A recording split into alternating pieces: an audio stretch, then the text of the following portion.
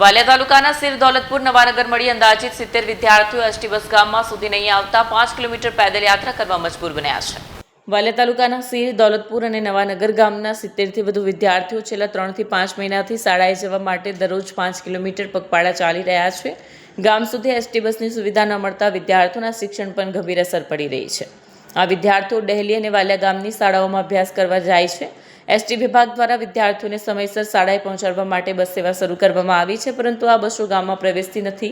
ખાસ કરીને શનિવારે સવારે બસ માત્ર દૌલતપુર ગામના પાટિયા સુધી જ આવે છે, જ્યારે શાળા છૂટ્યા બાદ વિદ્યાર્થીઓને 15 કિલોમીટર સુધી ચાલીને ઘરે આવવું પડે છે।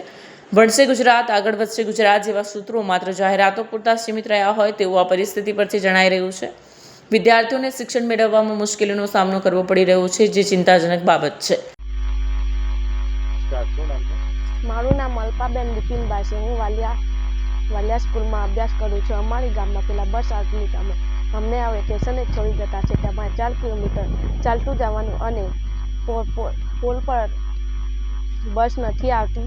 પોલ તૂટી ગયેલો છે એવું કહેતા છે અને ટોલી શેરડીની બળાઈ જતી છે ત્યારે પોલ નથી તૂટી જતો, ત્યારે બસ કેમ નથી આવતી અમારું એ જાણવું છે। કેટલા કિલોમીટર સુધી ચાલો છો તમે રોજ? 4 કિલોમીટર અમે ચાલીએ છીએ। અને એકલું જવું પડે છે? હા, એકલું જ જવું પડે। તો કોઈ સાધન કે એવા મળતા નથી અહીંયા? નથી મળતા સાધન। હું વાસુ વસાવા, સામાજિક આગેવાન, નવાનગર। હું આજે એક સમસ્યા લઈને સોશિયલ મીડિયાની અંદર રજૂઆત કરવા માટે અમે બધા સૌ ભેગા થયા છે કે અમારા વિસ્તારની અંદર ઘણી મોટી સંખ્યામાં છોકરીઓ અને આ નાના છોકરાઓ સ્કૂલ માટે જે જાય છે ડેલીની શાળામાં, ત્યાં એમને પડતી સમસ્યાને લઈને હું આજે રજૂઆત કરવા માટે આવ્યો છું। અહીંયાથી બસની એવી સમસ્યા છે કે લોકો 7 થી 8 કિલોમીટર ચાલીને બસ સ્ટેન્ડ સુધી પહોંચે છે।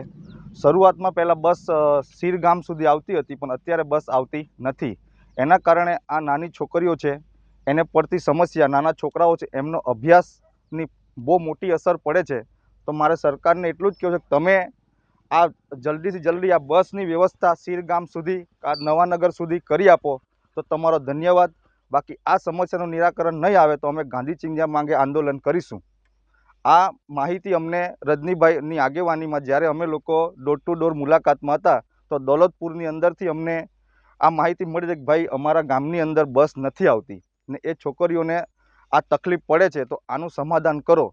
તો અમે રજનીભાઈની આગેવાનીમાં આજે સરકારની સામે ને એસટી નિગમની સામે અમે આ રજૂઆત કરીએ છીએ કે જલ્દીથી જલ્દી આ બસની સેવા ઉપલબ્ધ થાય ને છોકરાઓને એમની પડતી સમસ્યાનું નિરાકરણ આવે। મારું નામ મનીષભાઈ છનાભાઈ વસાવા છે। હું દૌલતપુર નવી વસાહતનો રહેવાસી છું। અમારા ગામમાં કેટલીક સમસ્યા છે બસની, જે આવવા જવામાં તકલીફ કરતી છે અને છોકરાઓ દરરોજના સ્કૂલે જવા માટે સ્ટેશન સુધી જાય છે ને સ્ટેશનેથી આવીને સવારે બસ લઈ જાય છે છોકરાઓને, પણ દરરોજના પેડલ ચાલીને જવું પડે। 4 કિલોમીટર 5 કિલોમીટર એમ ચાલવાનું થાય નવાનગરથી।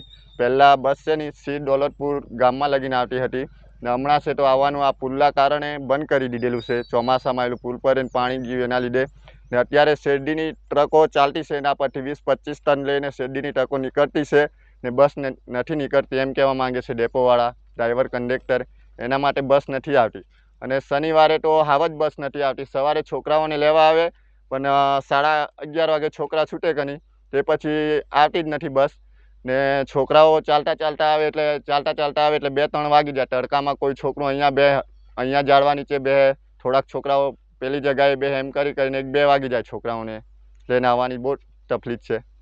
કોઈને રજૂઆત કરી છે તમે? અમે રજૂઆત કરેલી ગ્રામ પંચાયતનું, અમારે આંગણવાડી ખરી ગની એનું ઉદ્ઘાટન કરેલું, ત્યારે 72 આવેલા પ્રમુખ સાહેબ, પછી અમારા સરપંચ સાહેબ હતા મનીષભાઈ, પછી સિરના સરપંચ અલ્પેશભાઈ ઉઠા, એમને લોકોને બી ચાલુ કરેલી। એ લોકોએ રજૂઆત કરેલી ત્યારે એ લોકોએ બસ ચાલુ કરેલી, દૌલતપુરથી સિર લગીને આવતી હતી પણ વચ્ચે પાછી બંધ કરી દીધેલી। આપણા પ્રમુખ 72 હતા એમને બી અમને રજૂઆત કરેલી કે તમારી બસ આવતી જ છે એમ, કે મેં એમને એમ કીધું હતું આવતી તે દરરોજના જ છે, સિર લગીને આવતેલી જ બસ, પણ અમારે એ માંગણી હતી કે શનિવારે બસ સવારે લેવા આવે છોકરાઓને ને બપોરના ટાઈમે છૂટવાના ટાઈમે આવતી જ નથી બસ હંમેશા જ। એ બધી રજૂઆત કરેલી અમે લોકોએ અધિકારીઓને, પણ એ લોકોએ કંઈ ધ્યાનમાં લીધું નથી।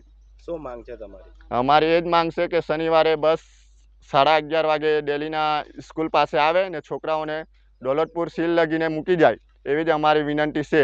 ને પુલ્લી વિનંતી છે એ બી જણાવેલું, હમણાં તો શેરડીની ટ્રકો ચાલતી જ છે, 20-25 ટન ભરીને શેરડી જાય, દૂધનો ટેમ્પો આવે સવાર સાંજ, દૂધની કેનો ભરીને જાય, એ બધી સમસ્યા છે. મોટા વાહન ચાલતા જ છે. અમારે એવું જ કેવું છે કે ખાલી બસ ચાલુ કરે, અમારે બીજી કોઈ માંગ નથી.